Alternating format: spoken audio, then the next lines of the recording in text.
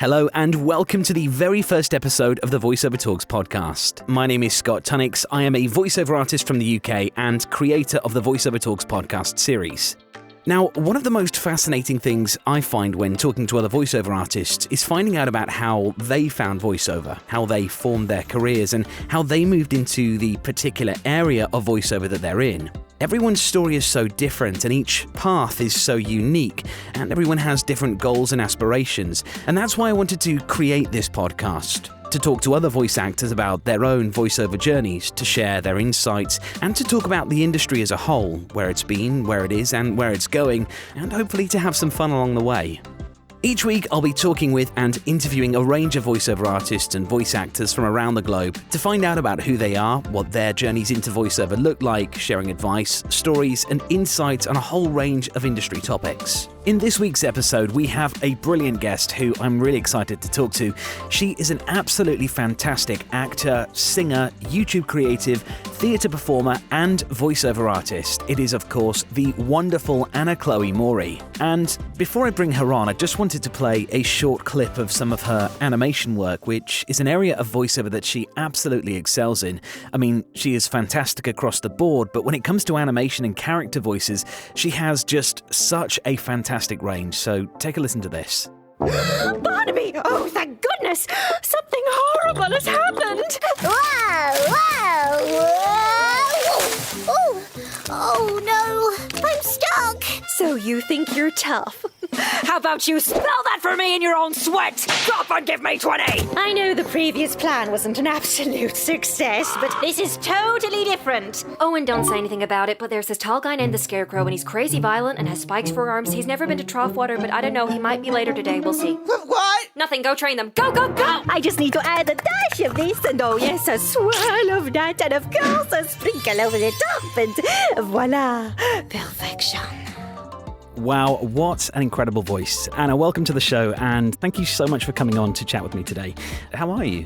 I'm good, thank you. Thank you for having me. No problem at all. It's an absolute pleasure.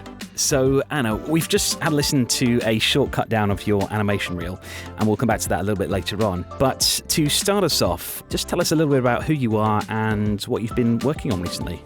Yeah, so I consider myself mostly a voiceover artist now. I started with YouTube and doing voices on YouTube, actually. And now I've just kind of been working on some different corporate things. I've had a couple of animation things I can't quite talk about yet. They're in the pipeline, but should be released soon, which is good. And some cool things coming up. You do so much. Clearly, you are a huge fan of the arts and just performing in general. I've seen that you've also recently started doing some puppetry work. And I don't think I mentioned in your introduction, but on top of everything else, you also teach junior musical theatre as well. I mean, I'm exhausted just thinking about so many different areas of work. With so much going on for you, how do you manage so many competing priorities? Well, luckily at the moment, I mean, with lockdown and the current state we're in right now, I have a very manageable amount of work to do. And it's quite funny because I compare myself to my other teacher friends who are doing about 20 hours, and then there's me doing 2 or 3 because I just cannot handle it over Zoom. So I don't do that much, thank goodness.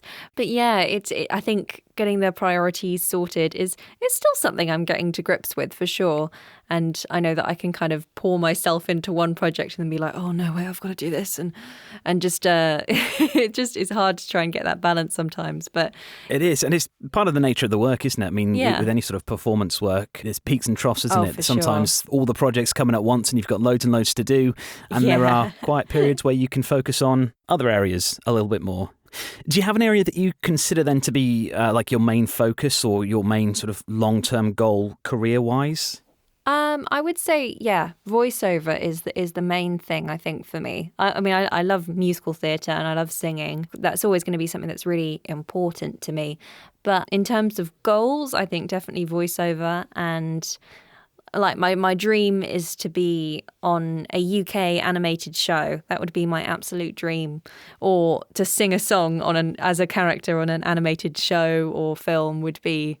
That would be it, that would be amazing. Oh, for sure. And I was taking a look at your YouTube channel, actually, just before we came on, and I think one of your Disney cover songs has got something like 500,000 views, and there was another one, an animation video that you've uploaded that's something ridiculous like 7 million views. Yes. I mean, that's pretty crazy. And those were all focused around the animation side of things. And my next question was actually going to be, do you tend to focus more on the commercial side of voiceover or the animation side? But you sort of answered that. I guess you are very big on the animation side of things. Oh, yeah, for sure. Well, my main sources of work come from animation, video game, and corporate. So it's quite an interesting mix. I don't really book that many commercials, actually. So that's where my main bread and butter is, to have like a very good narrative reel and a very good character voices reel, or 2 reels in my case. The animation side of voiceover then, is there a particular reason that you focus on that more? Oh, I just love it. I've always loved it. I was a big fan of animation. I wanted to become an animator, actually, when I was younger. As in the drawing side of things? Yeah. I wanted to become an animator. Oh, awesome. I was quite big into anime for a little time as well. Well, there was specifically one show that aired on, I think, Pop Kids TV or something back in like 2007, 2008, called Mew Mew Power, and I was obsessed with it. And the reason I kind of really got into voiceover is because on YouTube, so I started my YouTube channel when I was 16. And the reason that I started that YouTube channel, I'd tried a couple before when I was 14 and 15, which is absolutely bizarre, thinking about actually starting at that age. But they didn't really take off. But the things that made me start that channel, which is ItsAnnaChloeM on YouTube, was that someone had like this very amateur casting call for like a dub of the Mew Mew Power, basically. So I auditioned over YouTube and I got the part, and it was huge for me.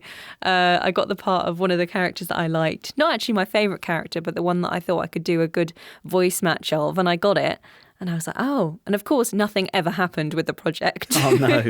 You know, it's one of those fan projects that's just lost to time. Yeah, I don't think I ever heard anything back from them since them saying, oh, yeah, you've got the part. But yeah, so since then, I started doing more voice stuff and auditioning for YouTube fan projects, basically. So that's how I got started with that. But yeah, animation voices have just always been a big thing for me. Not even just, I think a lot of people think about film animation, and of course everyone wants to be a Disney princess.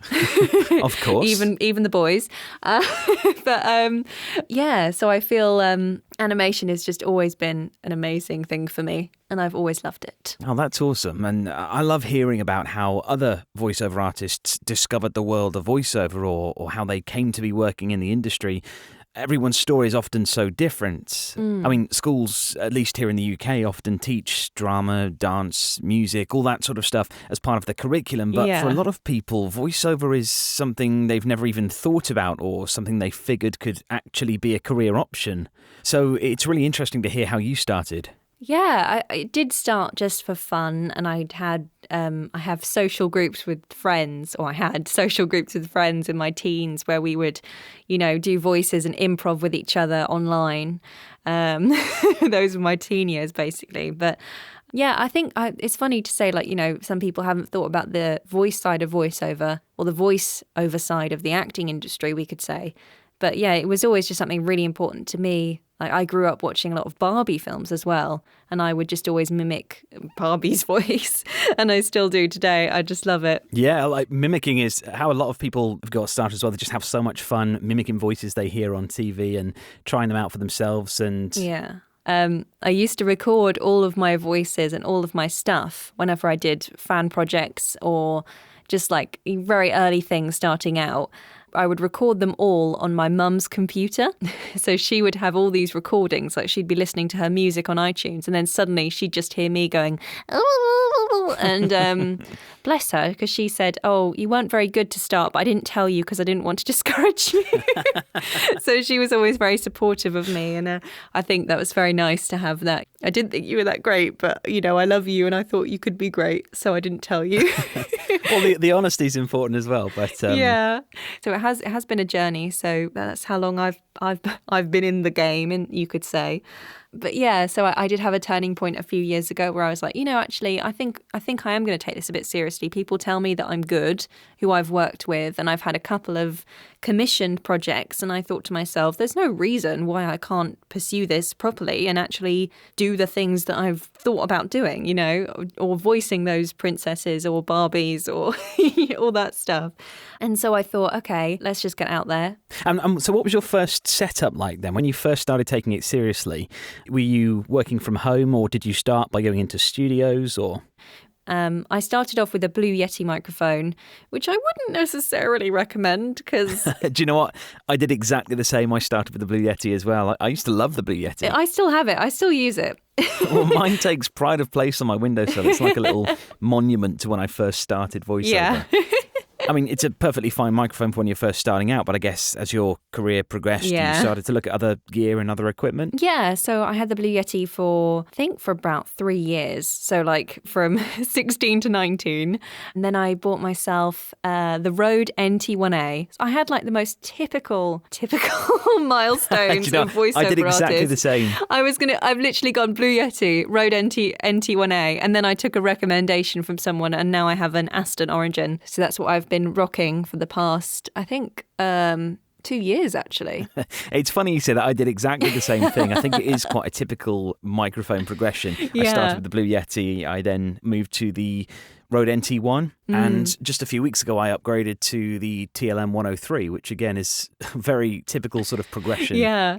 So you started at home, and then at what point did you start going into studios? And do you still work mostly from home now, or is it a bit of both? I mean, obviously for the last year at least, the pandemic has meant that almost everything is home-based at the moment. Yeah, I would say the majority of my animation work has been from home. If not all of it, I think, apart from the job that we did together, which is kind of a mix between of different genres.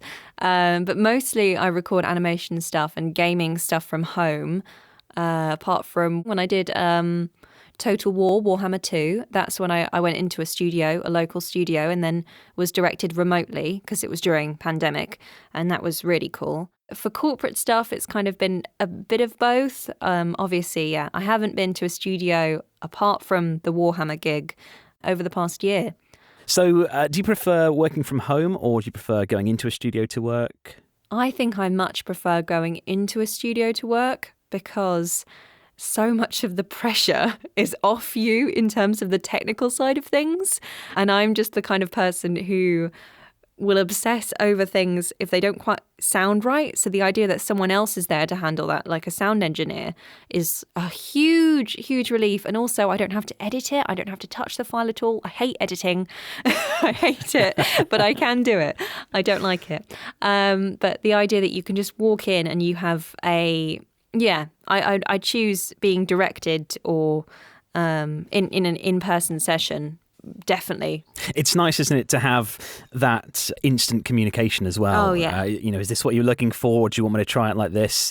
It really helps. Like you said, when you're self-directing, there's always that element in the back of your mind, after you've edited it and you've sent it off, is that exactly what they wanted?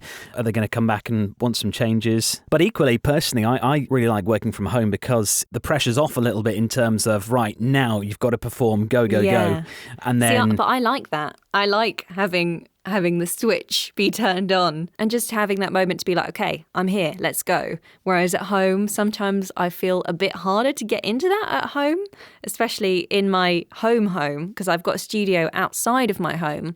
So if I'm doing anything like too strenuous or a little bit too loud, I can get a bit self-conscious about the neighbours and everything. Yeah. So the idea of going somewhere else. But of course, I have reassured myself and I've taken a couple workshops from home where I've had to be quite loud. And I'm just, I just go in that moment like, just do it. Doesn't matter. Doesn't matter. Well, one of the things for me on that point of being a bit self-conscious about what others can hear around you, and for me, that's always been something that I've worried about, particularly with character work, because when you're creating new character voices or voices for animation, and you really have to experiment a lot to see what sort of voices you can do. And of course, through that process, some of them will sound ridiculous and some of them will sound horrible and some you'll never want to try again. So my first studio was just a walk-in wardrobe that was sort of converted. My second studio was the spare bedroom. I treated the whole room and turned it into a full studio, but it wasn't completely soundproofed. So I always had the worry of, when you're doing some of these crazy voices or, you're really trying to experiment, there's always that self-conscious element to it, and you think, oh God, I can't really experiment too much. I don't want to sound ridiculous to people, walking past or outside or anything. And then recently, or the beginning of this year, I converted the garage into a full soundproofed studio. And for me, that's been such a huge thing for me now, knowing that once both of the doors are shut, no sound can get in or out of here. So I can completely relax and really experiment with some crazy voices without the worry that anyone can hear what I'm doing. And I know a lot of voiceover artists who live with other people as well try to wait until everyone is out for the day before doing stuff like that. But I think it's a really important element to it is feeling confident in your own recording space. Yeah, I think feeling safe to experiment and that you're not disturbing anyone is a big thing. It's such an important thing, and for anyone who's starting out, it's one of the things that I can't recommend enough is having a space where you feel, or having your own space where you feel confident and safe to experiment and to really let go and see what your voice is capable of. Because until you have that, I think there's always an element of you, or there's always a part of your voice that you'll be holding back. And I think another thing is that even if you don't have that, I think there has to be a point where you have to just be like, never mind.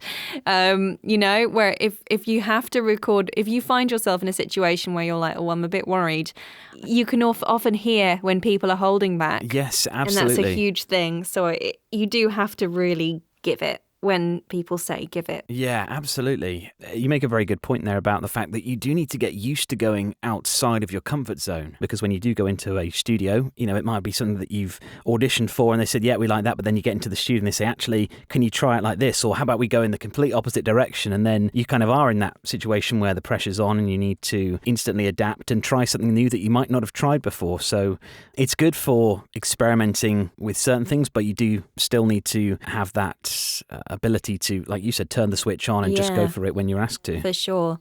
So moving on from sort of studio stuff then, you've worked on some really great stuff. You've recently voiced Fruit Ninja 2, Warhammer Total War. You've done some really cool stuff with PlayStation, Amazon Prime. What is your proudest voiceover achievement to date? Probably... I'm proud of a lot of things.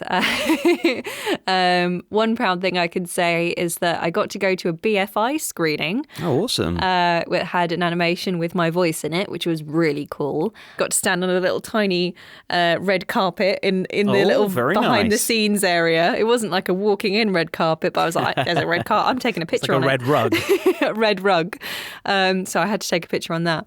And that was really cool to go with the person who made the film and the sound designer and I think the assistant writer as well. And just to be there and talk to the crowd and be like, hello, this is our film. Hope you enjoy it. And that was a really cool film that's called Hot and Tasty by Laura Hodkin.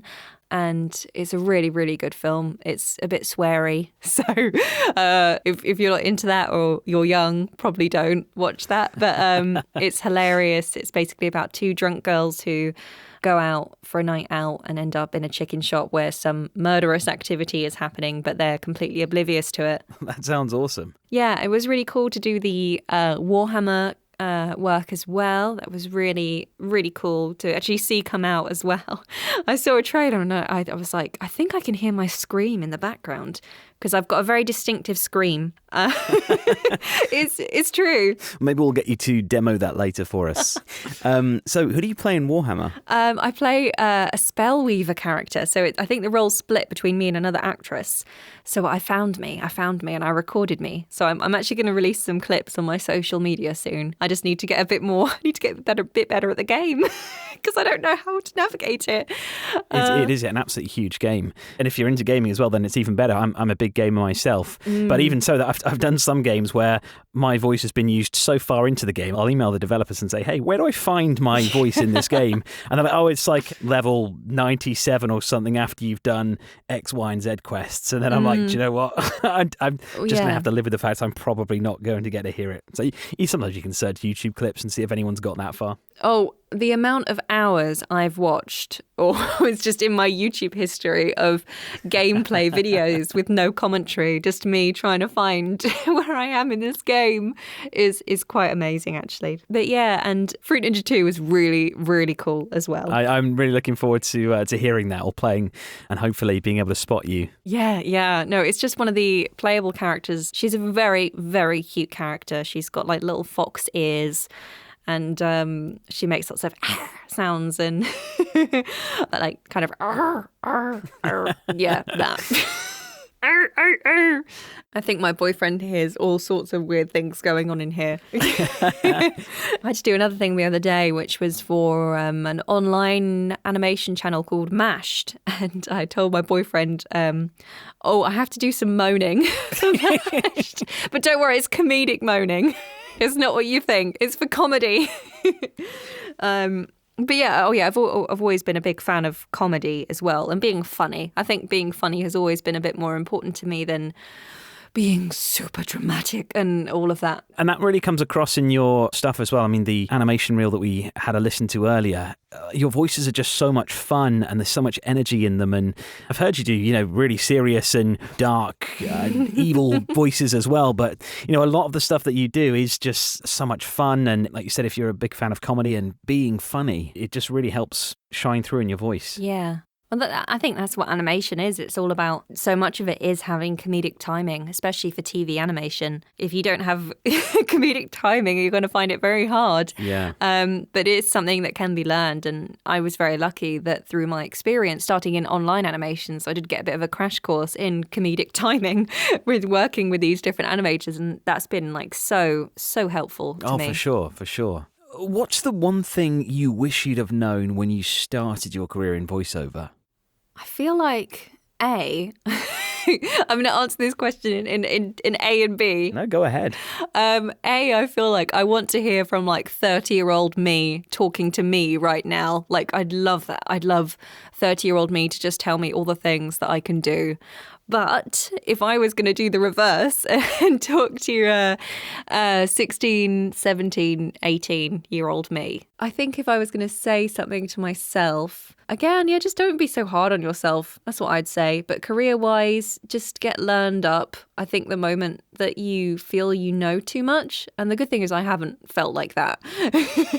I haven't quite felt like that ever, but it's a good thing to feel like that there's still more to learn. And I think going to networking events was a huge thing. So I'd say go to networking events. That's a huge, huge, huge thing to do. Go to workshops and just expand your knowledge. I mean, that's really great advice. And actually, I wanted to ask you a bit about that a little bit later on. But first, I wanted to ask, do you have any really embarrassing moments in your career where hopefully you can look back now and laugh? But I wanted to ask this question to you because actually you were there to witness my most embarrassing moment in my voiceover career so far. So I actually... Oh, that tickled me.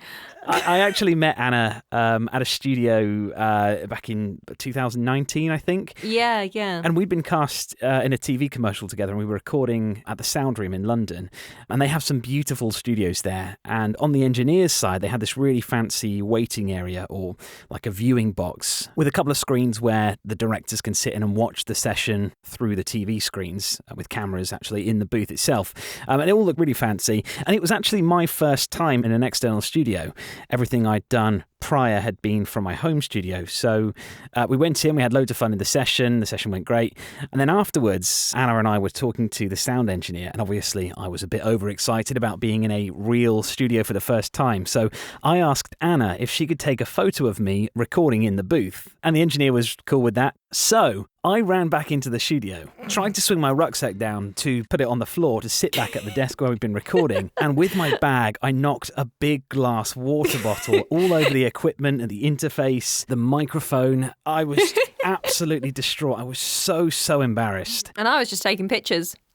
We didn't even get a picture of me sat pretending to record. It was just me looking absolutely mortified. I think I got the action shot, actually. Oh, if you have, please send it to me. I'd love to see it. But luckily, the engineer was super cool about it, and he could see the water hadn't gone in any of the equipment. It was mostly just on it.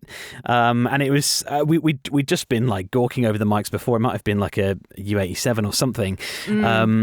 But oh my God, what a mistake to make when you're first time in a studio, to spill water over all the equipment because I wanted a selfie in the booth. I mean, I just, for months and months after, and even now, I feel so ridiculous. It was just such, I can't even explain how embarrassed I was. But luckily, the clients were only patched in via phone, and the call had ended before any of this. But for me, that was my most embarrassing moment of my voiceover career so far. I can only just look back and laugh on that now. But what about you, Anna? I mean, maybe yours was just being seen or associated with me on that day. No, I'll tell you something funny there. I do actually have a picture of me taking a selfie with you in the background, fumbling with the water. Like frantically mopping up the desk. The engineer's in there, like he's trying to help, and I'm just like smiling, taking a selfie in front of the screen. It's priceless. Please send it to me. Please I'll send them to you. But I've had. I think sometimes I get a bit embarrassed I've learned my lesson now, where I think I picked a voice which was, I thought I could do, and I could do it, but it was very slightly out of my comfort range. And this is an important thing I want to share with people as well. A lot of the time people say, you don't do a voice that you wouldn't be able to hold for 2 hours, 4 hours, 6 hours, right? This voice I could hold for that amount, but only in a couple of emotions. So that's another thing I think you have to keep an eye on, is I was really good. Well, I was being really loud, and I knew where I was going with it. That was the kind of voice. But if I have to be really quiet, the voice changes. And that's a really hard balance to get. Yeah. Being able to be loud with it. So it's fine. I was like, I could withhold that for ages. But to also do stuff where it had to be talking volume, and I didn't think about that, or I didn't give enough thought about that, and I thought, oh no, I've kind of mucked up a bit here. But since then, I've learned my limits a bit more and how to negotiate those kind of voices a bit more. But yeah, that's another thing to really keep in mind, that you're not only having to hold a certain element of that voice. I think a lot of people think about, like, if you're doing a really gravelly voice or something. That's my best gravelly voice. Amazing. But yeah, something that's straining. A lot of people think about that. But that also is a huge part of it, being able to still give a full emotional range in that voice. Do you know what? That is such an amazing piece of advice, and it's not something I've ever thought about before, and I've actually come up against that same issue myself, where there's a particular voice that you can do. It might be, a barbarian warrior or something like that, and it's all very much like this. But then as soon as, if you get asked, okay, actually now this guy has a really intimate or an emotional scene, unless you really know the full range of emotions for that character or that voice that you've created, you can find yourself in some difficult situations. So I think that's a fantastic piece of advice. Yeah. I like to kind of think about going 2 steps from my natural voice. So, like, the most comfortable character voice I have is like my 13-year-old voice, where I feel like I know it back to front, which is like It's in this kind of range, and I could stay here all day. And it's a little bit more raspy than the voice I did a moment ago. But I could stay in this voice for quite a while, and I also could get a bit sad with it. And I also get really excited with it, and That's amazing. It's not that dissimilar from my actual voice. It's just a little bit higher and a little bit more raspy.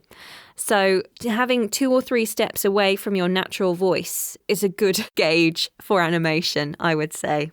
Another thing that was told to me by my amazing demo producer, Kirsty, was that also if they're the hero of the show, they have to be likable to some extent.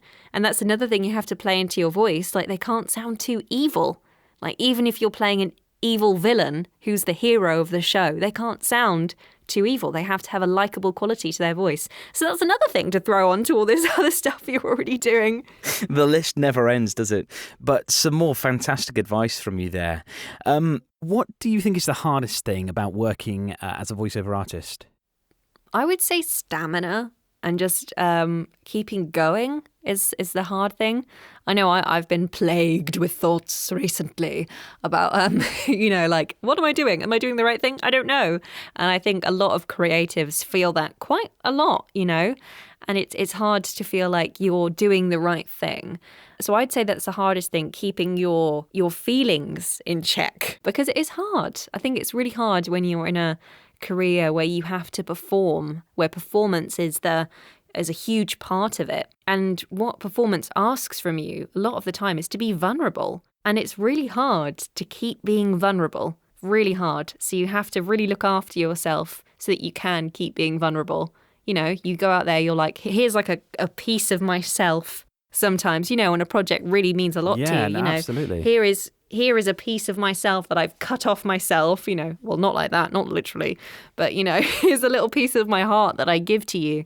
And then, you know, sometimes to not hear anything back can be hard. That's probably the hardest thing that I've had to deal with, is just, you know, really going for something and then not hearing back, you know. Yeah, rejection and isolation and unreliable income are all part and parcel of working as a voiceover artist and as a performer overall. Mm-hmm. And I think you mentioned it briefly in your answer to that previous question, but are there any times when you question your career choice? Daily. No, just joking. Well, no, you know, it happens, you know, when you don't have a job and you're just thinking, okay, what's going on? Or things have been a bit slow. And it is hard. I think you just need to think about the good things that you've done. And you need to remind yourself of, I'm getting a bit emotional. You know, I am a bit. I'm feeling a bit down today, maybe. But, you know, all the things you have achieved and all the things that, you know, you never thought you would be able to do. I think just looking at your CV sometimes can brighten up a day and thinking about, that was a really cool experience that I had, or I'm sure that I'll probably do something like that again, even if it's not today. You know, it's all about living in the moment and, you know, as you said, being excited for that next job and just taking things as they are in that moment and looking back fondly on the past, but not being overly worried about the future. Wise words there, Anna. I'll have to listen to it back and then I will take my own advice. Daily mantra. Just take that segment as a daily mantra to yourself. Yeah. But no, that's fantastic advice, because it is really, really hard sometimes. And, you know, sometimes you'll spend a couple of days auditioning for loads of stuff. You don't have any jobs coming. You don't hear anything back from these auditions. And sometimes you're just sat in front of the microphone and you can't get out the voice that you need to or the voice that you want to. And you think, what am I doing? Is this right for me? And